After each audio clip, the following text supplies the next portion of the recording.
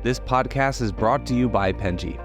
Penji is a creative subscription service that gives you access to pre-vetted, agency-trained creatives from all over the world. From graphic design to illustrations to social media management and web development, it's all included for one monthly price. It's time to say goodbye to the hassle of searching for top-notch creative talent. With Penji, you get quality and consistency delivered right to your inbox every day, carefully crafted for you by humans. So meet your new creative team today. Head over to penji.co for more and enter the coupon code located within the podcast show notes.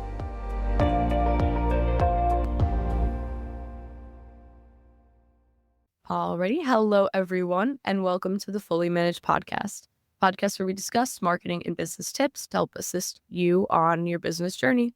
I'm your host, Shannon, Penji's partnership coordinator, and I'm joined here today with a very special guest, John Cardone from Being Design. Thank you so much for coming on with me today. Yeah, thanks for having me, Shannon. I appreciate it. So could you just start by telling us a little bit about yourself, kind of how you got to this point in your career, and anything you think that is relevant to the audience up until then? Yeah, sure. This is a story I tell pretty often, not necessarily on stages or anything, usually just when I'm meeting people and they're asking me how I got into this. Mm-hmm. So I went to art school, and art school, I think for some people could be a good choice. I think a lot of people that get pushed into art school, it's often a bad choice. And I think that especially if you study fine art, I think a lot of people that study fine art like myself would have been better off doing kind of like an applied creative field. But anyway, I went to school for fine art. And so I did not just an undergraduate in fine art. I also did like a year and a half of grad school. I didn't finish it because I decided not to, but I was kind of working in the art world even before I graduated. And I was pretty ambitious at the time.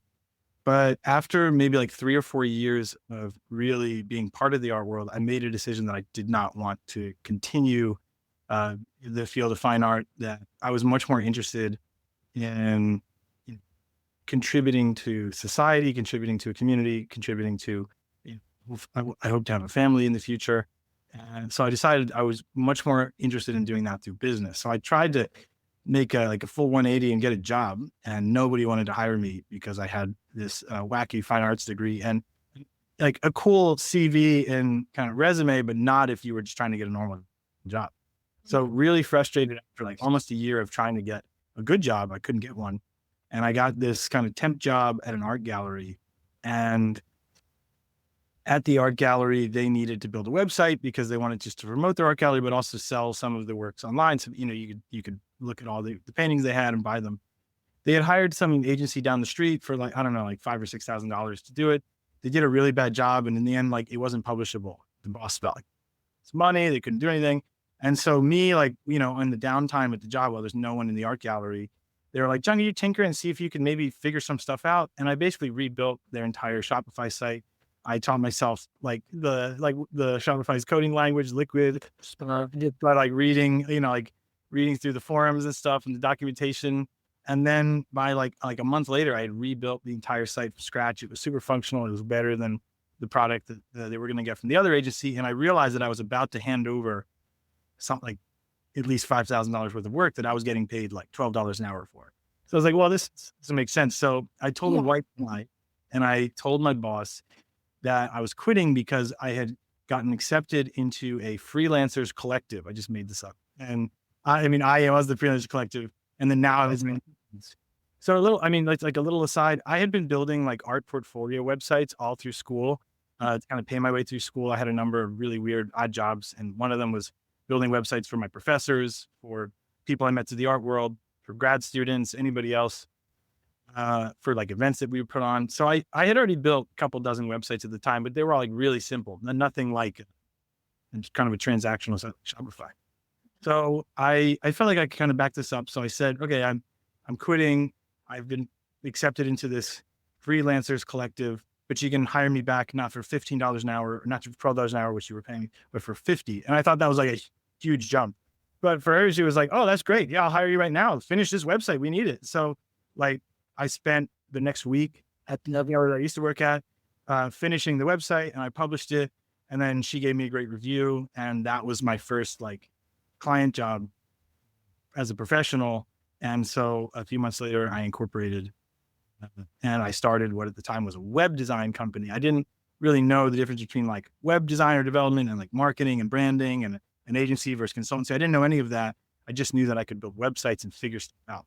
So that was how I got my start. And the reason that I did that and I couldn't wait is because I had proposed to my longtime girlfriend and I really wanted to get married, but her parents told me that I needed to pay for half of the wedding. And so I started a web design company really just to pay for a wedding. That was a lie. Very, yeah. That's kind of sweet though. I mean, like I'm assuming since you're still doing it that you enjoy it and so that it's not just for a singular purpose. Yeah, I mean, I definitely, I mean, it played to my skill sets, it played to my strengths and also to my weaknesses, I guess. But I think it also is reflective of the way I've built the rest of the business, which is that I didn't have dreams of building the world's best web design company or design agency. I had maybe like a more personal, kind of deeper goal, and this was a way to get there. But then, the reason that works is because when my clients hire us, we are not the highlight of their year. It's not like they can't wait to work with us. They're hiring us so that they can achieve some other goal. And we are instrumental in that way in helping them get closer to the goal in the same way that I was getting closer to my wedding. So no problem. Actually, it's been more helpful than if I was just out to make like, some kind of idealistic version of an agency. Yeah, no, I think that makes a lot of sense because I think that a lot of people are looking for that idealistic format, I suppose. But if you're just goal oriented and, you have a reason to do this job well other than just doing that job well, then, I mean, that kind of propels you to get it done.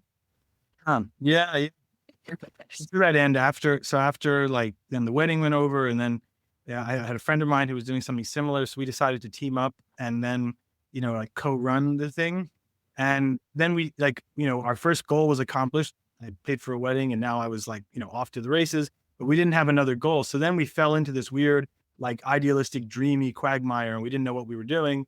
We made a ton of really bad mistakes, barely made any money in that calendar year. He and I ended up parting ways professionally, although we're still very good friends. And then down the road a little ways, my wife and I wanted to have a child and like we looked at our finances and we were like, oh, like this is not going to work, especially if you take time off of work and don't go back to work. I basically need to double the revenue. And so I had just been kind of lollygagging for like a year and a half or 2 years. And then suddenly, because there's another goal, we doubled revenue super quick.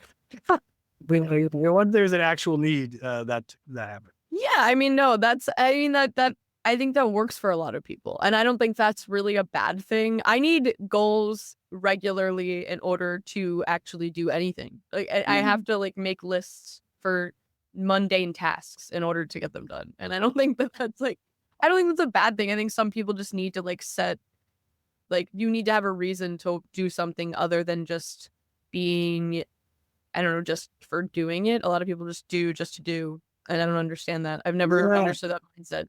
Yeah, no, I agree. And it again, even it sounds kind of comical and it always makes a good joke when I'm telling people my story, but it also has gone over very well with clients because it's very relatable for clients. Again, they're not like they're trying to accomplish a goal and being transparent about kind of the motivation structure, how things got started. A lot of the people that makes them trust you more because they're like, well, A, he's willing to say that. And then B, he understands this idea of problem solving for the goal. Yeah. I think it's also like you have more on the line, kind of. I think that a lot of, I guess, like, I don't know. I wouldn't say a lot. There are agencies that don't have that perspective because, they're at a certain bracket where they're kind of just floating, I guess. And I think that doesn't necessarily make you want to do better. I think it's kind of similar to like those companies that have been around for so long and the only reason that people still use them is because of like brand loyalty. Yeah. I mean, there is a lot of that. There's like, the whole that example, like nobody ever got fired for hiring IBM. Like if you make a corporate hire, you say, okay, we're going to contract IBM. It's like, that sounds safe because everybody does it. Even Yeah, if it's a exactly. huge waste of money, there's a lot of that kind of blind loyalty. And like probably a lot of your listeners, or probably a lot of the other people you've had on this podcast, starting from probably zero or starting from almost zero, you have the opposite of brand loyalty. You're a total newcomer. People are more wary, but I think that there's a level of trust when you have goals of your own, I guess. People are able to, and you're honest about them. I think that definitely builds a level of transparency too, which is really important in the agency world for people to be successful. Yeah. Oh, sorry. I was going to say, so I was switch topics because I'm curious. Okay. So you started kind of just doing this, just because it was like your skill set. And, I'm assuming that you started in the art world because I'm sure you had some connections there, but you seem to have fallen into or purposely gone down the avenue of, purpose-driven founders, which I see a lot on your website. How did you kind of navigate to this kind of client, and how do you identify if this is the right person that you want to work with? Yeah, it's a great question. I love talking about this. So even though I laid out this one narrative of me being pragmatic and goal oriented, on the other hand, I come from the art world and I went to art school. So I'm hopelessly unrealistic in some ways and very naive in plenty of ways. And so, and even like the kind of work I was doing when it was in the art world, I was doing like public funded art, community-based art, community-based placemaking, social practice stuff kind of like what Philadelphia Mural Arts, like what that whole program does, stuff of that vein. I actually And I was just very, I actually just interviewed the marketing director of. oh, okay, yeah. I think I Sure. love them so much. No, they do really great work. So I was really steeped in that culture, in that world of, again, like wanting to do good and saying like, well, if we're going to do this thing anyway, let's at least align it or, point it towards something that has some kind of long-term social impact. And so, because that's who I knew at the time, I knew people in art, in culture, nonprofits for the most part. Like I did know people in the art world, but I think more precisely, I knew people in arts and culture and nonprofits, which they themselves are very idealistic group of people. So, just to, again, like trying to solve the problem and solve the goal. On the one hand, I felt this need to, like, I wanted to be excited about the work I was doing because I was, I had a clean slate. I was starting from nothing. But I also, like the people that I knew and the people that I was then going to try to sell my services to, I know that they want to have an impact. So instead of leading with, oh, I'm John Cardone and our agency is going to have a big impact, I led with, I'm John Cardone and I founded basically, a creative agency, marketing agency to help you increase your impact through better branding, better marketing, better design, better development, better SEO, better all these things that you don't know how to do because that's not your specialty. If you have someone who's in your corner on your team who thinks the way you do, we can help you grow your impact. So always, framing it for their value and their dreams. So as I tried to figure out how to do that, that led me down this road, values-driven entrepreneurship, values-driven marketing. And so, probably the most common phrase that I use is, we're a values-driven, marketing consultancy. The word purpose-driven, I'm sort of shifting more into the phrase values-driven. I think it's more precise and you can have a longer conversation around values. One thing I say to people is, they're like, oh, does anyone actually care about that? Does that work? It's like, oh, it totally works. How many of you have or know someone who has stopped buying a product or stopped working with a group because you don't like something they did and you're like, oh, screw those guys, I'm never working with them again? Mm-hmm. That is a values decision. You're saying, something that they did makes me feel like our values are conflicting. Mm-hmm. And so I'm not going to buy from them or work with them ever again. And so if that negative is true, then the positive is also true.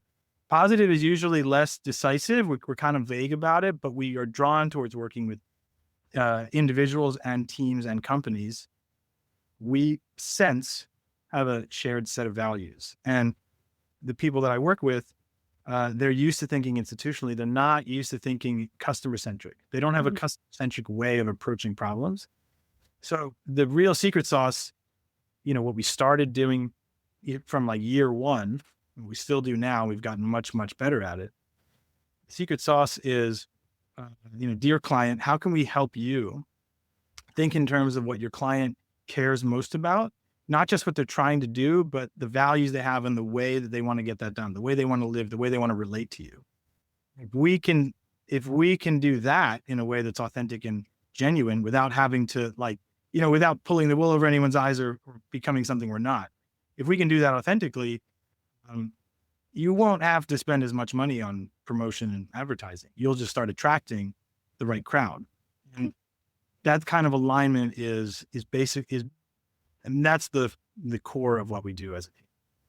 What happens if you come in contact with a potential client that does not align with those values?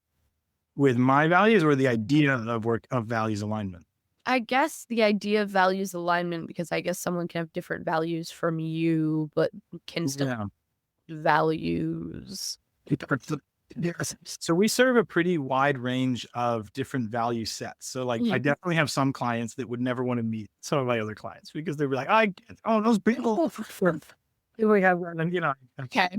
I'm a little more open than some of my clients, um, but I tend to not ever encounter someone who doesn't buy into it. What I encounter is some people who are, maybe let's call it old school or maybe like a legacy way of thinking about business. They'll say, okay, well, I agree that's a factor, but I don't know that it's that, or I don't know that it's that important for our business. I don't know that it's where we should be putting our energy.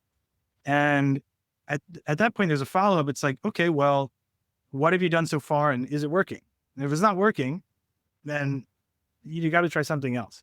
There's another way of framing that question, which is a lot of times businesses come to me like they've been in business 10 years, 15 years, 20, 25 years even. I've worked with some businesses that have been around for 50 years, and they were able to grow kind of organically to a point, but which was basically their network, like personal relationships disguised as business relationships, but it's really just personal relationships. And they weren't ever to reach a wholly new audience who would then become loyal based on impression, based on brand, right? They've not been able to do that. And they said, okay, what? And they say, yeah, we're frustrated through 5 years and we can't grow into a new audience. Like, well, okay, this is why. The reason you can't grow into a new audience is because you're relying on human beings and personal connections to make all of your brand promises for you. Mhm. You haven't codified your brand promises and your values into the actual marketed brand. And so then when I frame it to them that way, that convinces most people. And I've only ever had one client that it disagrees with the concept and didn't want to do it. But I've had several clients that just disagreed with the budget. And they said, well, we can't put these resources towards it, even if Okay, so you're explaining that there's situations in which you kind of have to tell a client that they need to have values-oriented, marketing approaches, basically. Yeah. I would say, 95 to 99% of our business is referral. So we actually don't even do that much marketing for ourselves. And in the referral process, people will come to us and say, hey, we heard that you guys do this thing. And they now they're kind of turned on to the idea.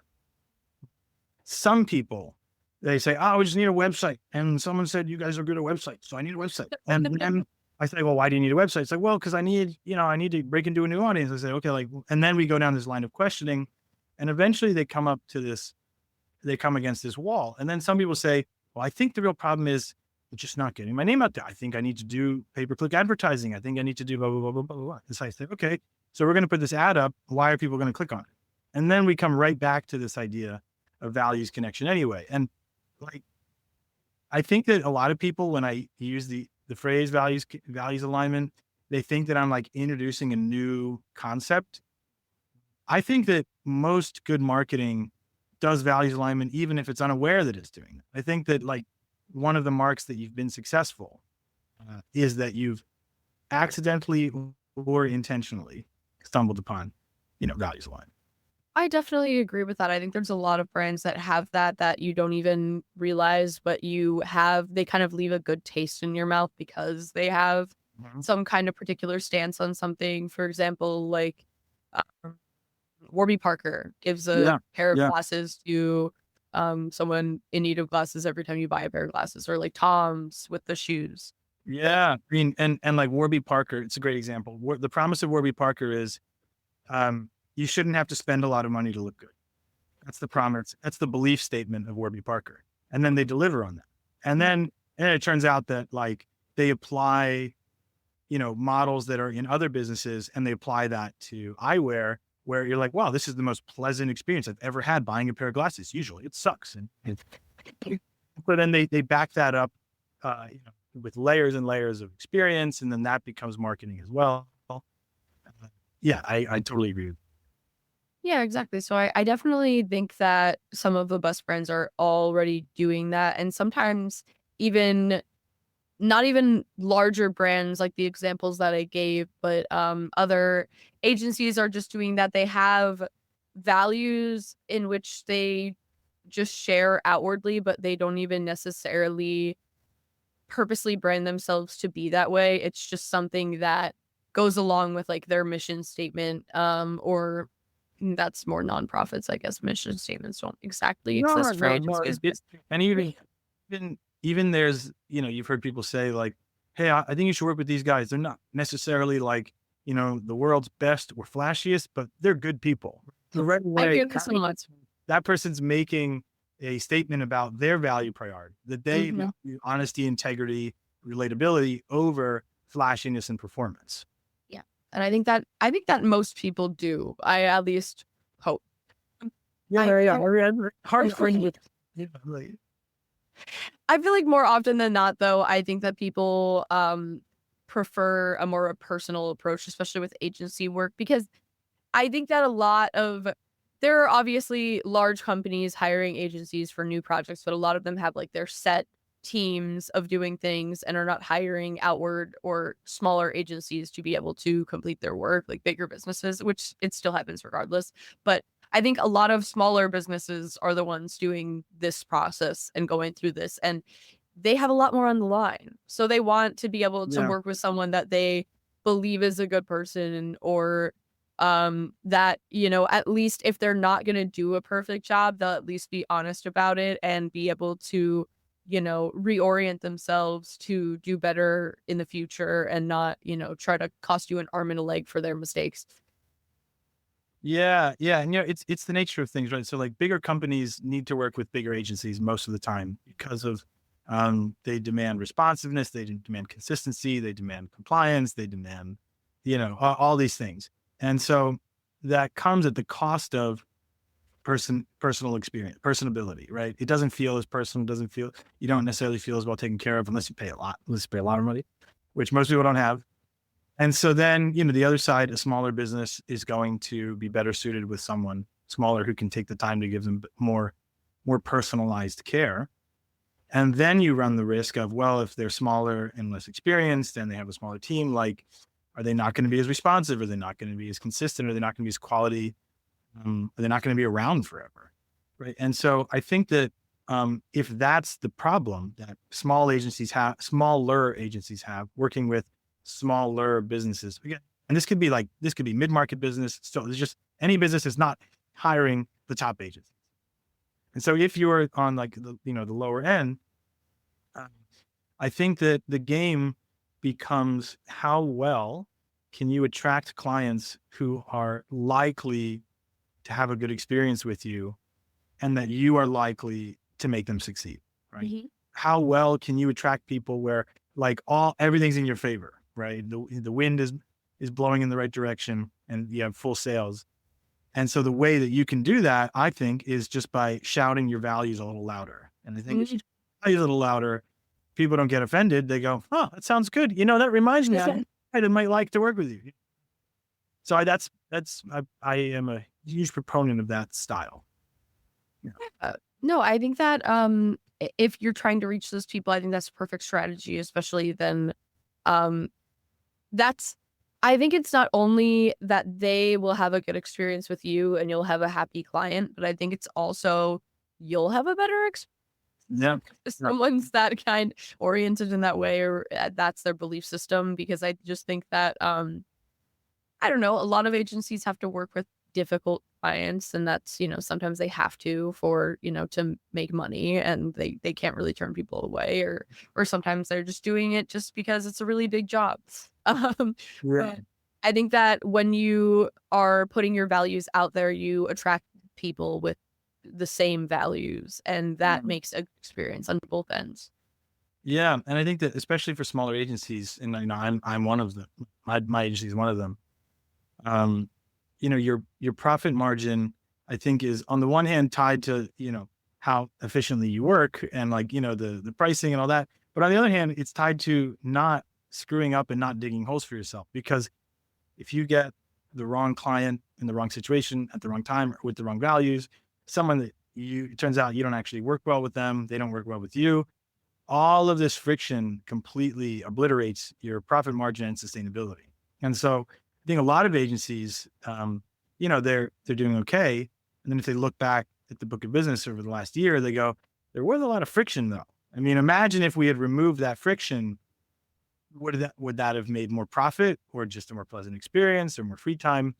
And so, sometimes you can even give up a little bit of top line revenue for the sake of having less friction in all of your working relationships. Because again, if you're a small agency, especially if you're a full service agency, um, friction is the enemy number one. Yeah, and if your workers don't like working because of the type of clientele that you have, that's not really a good balance either, especially when you have a smaller agency and you depend on these people.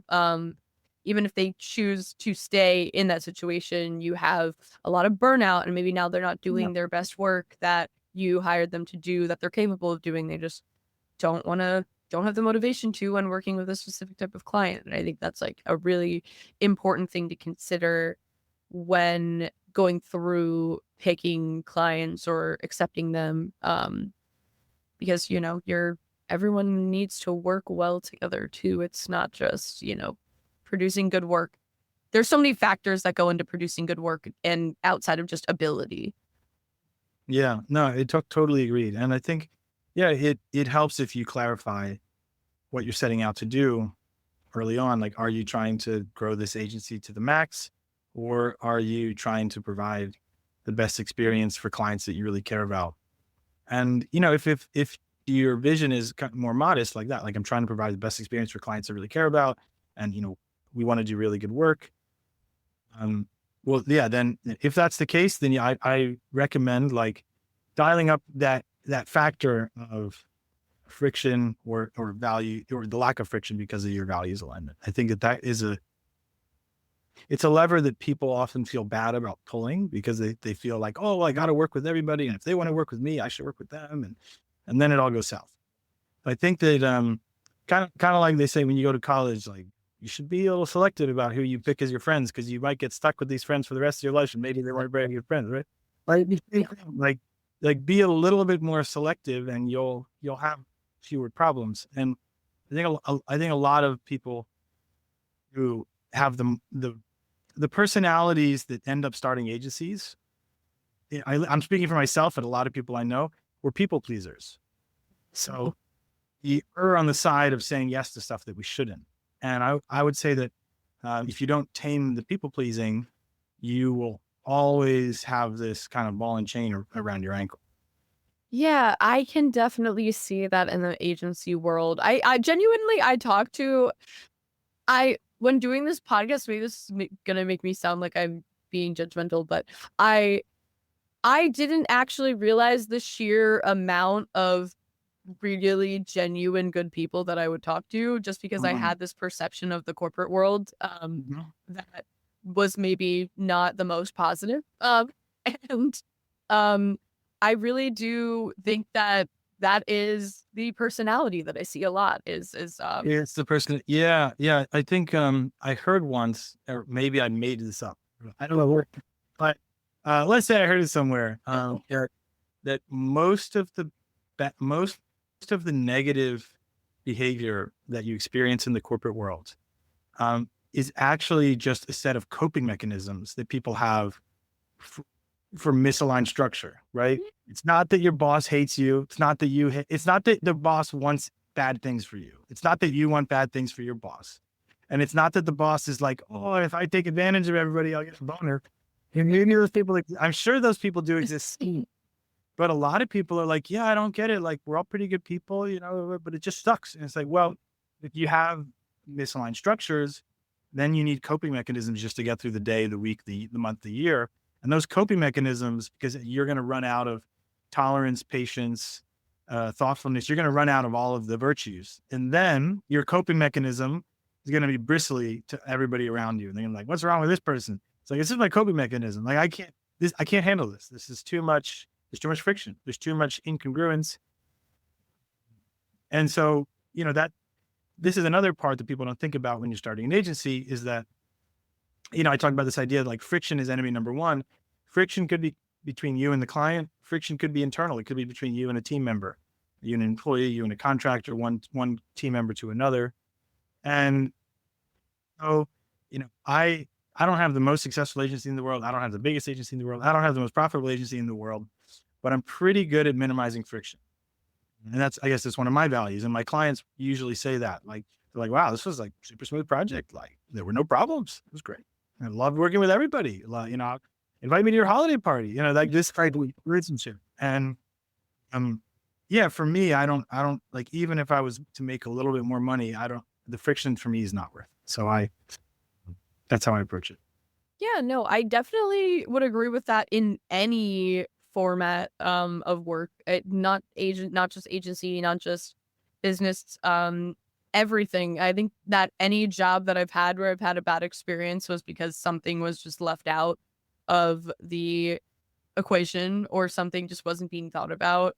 Even simple restaurant jobs is like, oh, we're understaffed, so that's why I'm yelling at you because you can't take off. Right. Coping mechanism. Yeah, exactly. It's like, I don't want to yell at you, but I have to because I don't know what else to do. And I get that. And I think that, some people don't have the luxury to be able to move things around at certain points in their career, business, or whatever it may do. But I do think that that's something that everyone should value in order to be on the trajectory for being successful. Yeah. Yeah. And I'll jump in with this. This is, you didn't ask for this. So this will be unsolicited advice to all of you. No, we like advice. That's the point.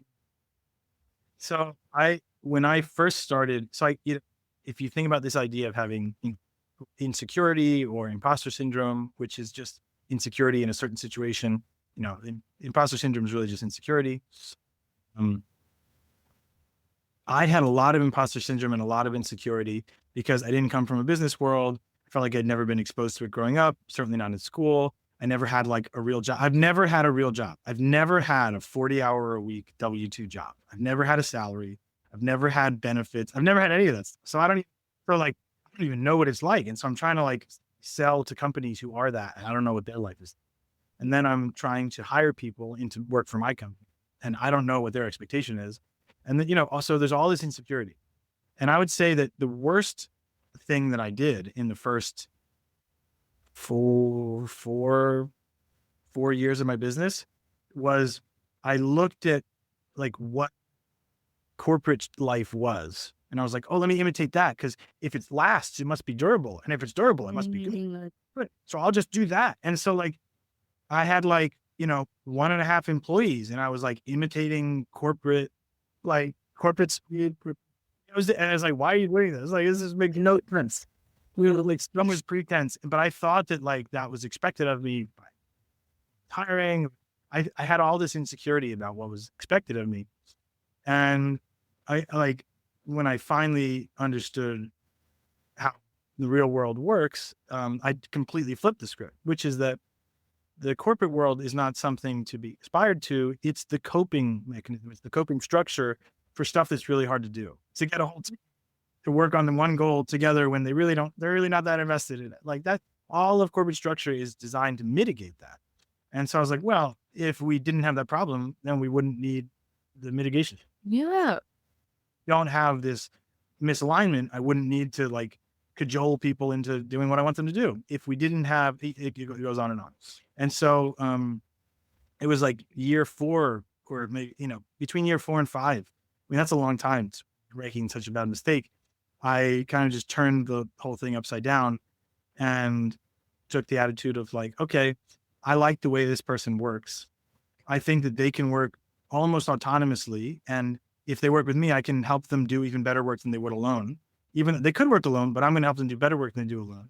And then I asked the question, how can I give you support structure and resources and situation so that you can do even better work than you're doing now? Because that's going to be good for you, for the client, for me, for everybody. And then you'll stick around, and then I won't even have to keep you in line because you'll just be in line. Like you will want to be in line because that's the best place to be. Mhm. And that reversal,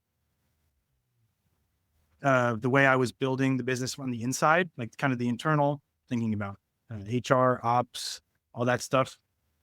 And again, like I have a tiny agency. This is like I don't want this to sound grandiose, but even just flipping the way of thinking about it made all the difference. No, and I really appreciate you saying that because I think, well, hopefully when this comes out, when people hear that, maybe it'll like jumpstart something in their head about it. Because I do think that this is probably a pretty common problem in agencies imitating corporate structures. Yep. Specifically because that's something, they assume that building themselves up has to incorporate these structures because that's just what's been happening. But I think you're Yeah. completely right. And what you're saying is that, these are put into place to mitigate the issues that it has. And I think that that's why Mhm. people really make, consistently make jokes about how horrible the corporate world is. And I think that's the biggest reason is because of those dynamics that are created from the stress and the Yeah. lack of, you Yeah. know, proper institutions to fix it. Yeah. And, when COVID happened, that put a strain on a lot of us. And then we were all obviously fully remote. And I realized that people's situation were changing, their financial situation was changing. So in the spirit of like, how can I set this up for you as a team member? I asked my team members, like, would you guys rather be W-2 employees or 1099? Like, you tell me, let's do whatever's best for you. And since then, this kind of structure that we've adopted is I let everybody choose, which maybe sounds weird, but I mean, I ask people and they choose consistently, which is that someone who's a specialist at delivery and fulfillment. So web designer, web developer, graphic designer, SEO specialist, copywriter, any of these people, they prefer to be 1099 because they're working project based. Whereas someone like an admin or a project manager, sales could be commission, but those people prefer to be employees because their work is based in the day, the week, the month. Theirs is more cycle based where the other ones are project based. And I did this kind of out of desperation. I'm not saying it like I'm prescribing it as the best solution, but I, after running it for a few years, I actually really, really love it, which is, I'm providing support, and also a good balance of support and freedom for the talent. And then I'm providing a different kind of support for people who are really like internal, which are, admin, project manager, et cetera. Yeah, I think that makes your employees feel cared about too. Everyone has their own individual way of wanting to do something and they can still do their work efficiently, even if it's not an ideal way for everyone within the same business. I think that if you're able to reach your goals in your own way, I don't understand why that would ever be a problem. And I think that a lot of people, because they see how they think that structures in a business should be a certain way or it should be that way. They kind of force people into these like cookie cutter Yeah. positions. Going back to this idea of alignment, if I have a web developer who's getting paid to develop websites, which are project based, the website has a budget, and that project has a budget. There has to be some margin that gets taken out for the business, and then the rest is to pay the people employed in building it. And so if I pay that person hourly, there's a completely misaligned incentive structure. The incentives take as long as possible, and mine is to get them to take as little time as possible. So then there's this burden of management. I'm like, I have to manage them or supervise them. Whereas if I just say, hey, how long do you think it's going to take you to get this done? What can we budget your contribution? And then can we build the project? And then they're incentivized to work even more efficiently than they did on the last project. And then they love it because they get paid the same and they have more free time. And whereas someone who is tied to a revenue stream that is weekly or monthly, maybe it makes more sense for them to be, on a wage or a salary. And so, yeah, I think that this idea of alignment can be taken pretty far, and it's working. I mean, it's working so far. Well, I'm happy that it's working, and I think that it's a really good idea. I would hope that people would implement something like it, or at least meet their employees in the middle a little more. I think that's a really great strategy in order to minimize friction. And I think that the agency world does have this imposter syndrome very heavily. And I think that I think that navigating that in ways in which you gave an example of, I think that's really great, and I hope that I can see that more.